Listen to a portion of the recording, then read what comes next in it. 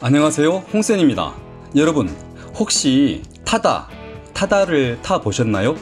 서울에서 1000대의 차량으로 60만의 회원을 가진 타다가 운영되고 있는데요.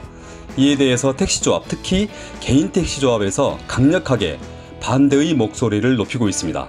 택시조합은 타다를 운영하는 이재용 대표를 검찰에 고발했습니다. 불법 영업을 한다고 말이죠.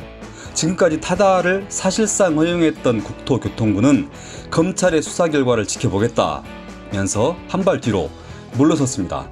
여러분은 어떻게 생각하십니까? 아래의 세 문항 중에 어떤 방식이 옳다고 여겨지나요? 1.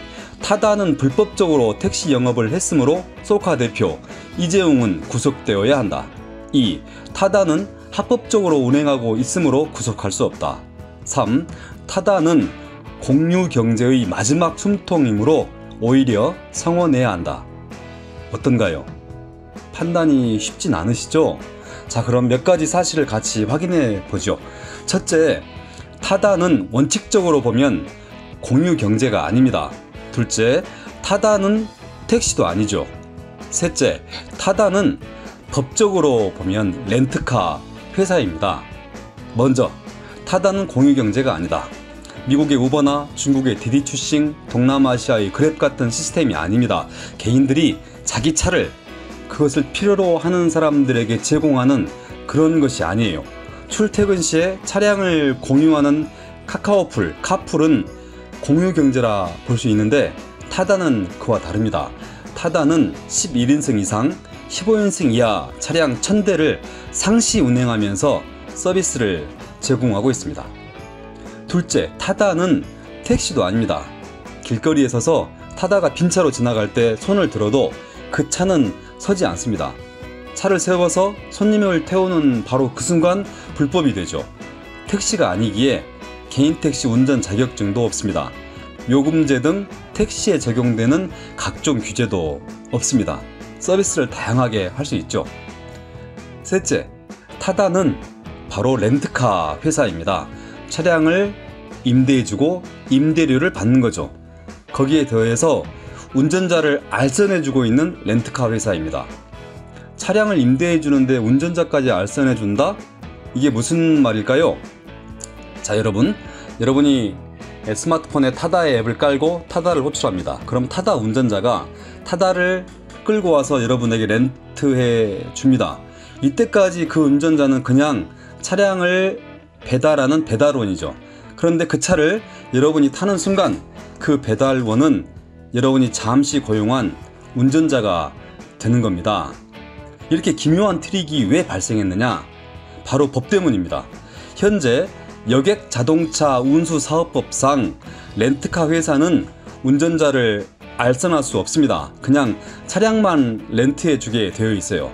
그런데 시행령에는 예외가 있습니다. 바로 11인승 이상, 15인승 이하 승합 차량에 대해서 운전자를 렌트카 회사에서 알선할 수 있도록 한 거죠.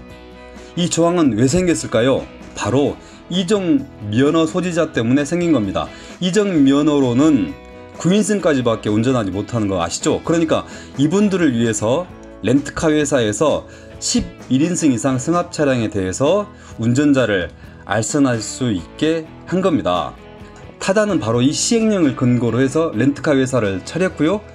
11인승 이상의 1000대 차량으로 운전자를 매 순간 알선해 가면서 운행하고 있는 겁니다. 택시 조합 회사들은 이것이 바로 눈 가리고 아웅 사실상의 불법 택시 영업이라며 검찰에 고발하는 것이고요. 타다는 법대로 하는 건데 왜 그런가 하며 항변하고 있습니다. 네이버의 공동 창업자 김정호 대표는 타다의 영업 방식을 두고 웃기는 짬뽕이다 라고 합니다. 개인 택시들은 그것을 하기 위해서 10년 무사고라는 국가 인증을 거치고 거의 1억 원에 달하는 비용을 들입니다. 그런데 타다는 달랑 앱 하나를 개발해서 운영하는데 이게 불공정 거래가 아니고 뭐냐 이렇게 말하는 거죠. 여러분은 이 김정호 대표 이야기가 어떤가요? 설득력이 있죠?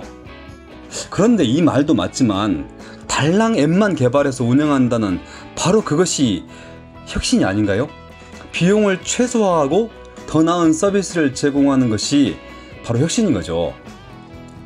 자, 여기서 한 분의 이야기를 소개하겠습니다. 4차 산업혁명 시대에는 기존 사업자와 스타트업 간 경쟁이 불가피합니다. 누가 시대 변화와 소비자 니즈를 충족할지는 시장이 판단하죠. 공무원이 관행과 규정을 앞세워서 기존 사업자를 보호해줘선 안 됩니다. 이 말은 누가 했을까요? 바로 리커창 중국 총리가 2017년에 한 말입니다. 우리 바로 옆에서 중국이 무섭게 혁신하고 있고요. 동남아시아에서도 혁신을 거듭하고 있습니다. 이런 주변 상황을 보면 혁신을 멈출 수가 없습니다. 그렇다고 택시의 눈물도 이해가 안 되는 건 아니고요. 자, 이제 어떻게 해야 할까요? 혁신의 성과는 모두에게 주어지지만 그 과정에서 피해자는 발생합니다. 그 피해자를 최대한 살피면서 우리는 앞으로 가야 한다고 생각하는 분이 있는데요. 바로 한글과 컴퓨터의 이찬진 대표입니다. 이분이 하나의 제안을 했습니다. 개인 택시의 라이센스를 타다와 같은 데서 구입하자고 말입니다. 타다처럼 줄타기 하지 말고, 흔히 하는 말로 잔머리 굴리지 말고 라이센스를 사서 정당하게 사업하자. 그래야 다양한 서비스도 개발해서 소비자에게 제공할 수 있고 다른 공유경제 시스템과도 경쟁할 수 있지 않겠느냐 하는 건데요. 이렇게 마음껏 사업의 영역을 확장하면 공유경제도 포용할 수 있을 것이라고 홍쌤도 생각합니다만 단점이 하나 있습니다. 서울 기준으로 한 대에 약 7천만 원 정도 하는 택시 라이센스를 사서 영업하면 초기 비용이 너무 들지 않느냐 하는 겁니다. 다른 나라 공유경제 차량과 비교하면 너무 몸이 무겁지 않느냐 하는 건데요.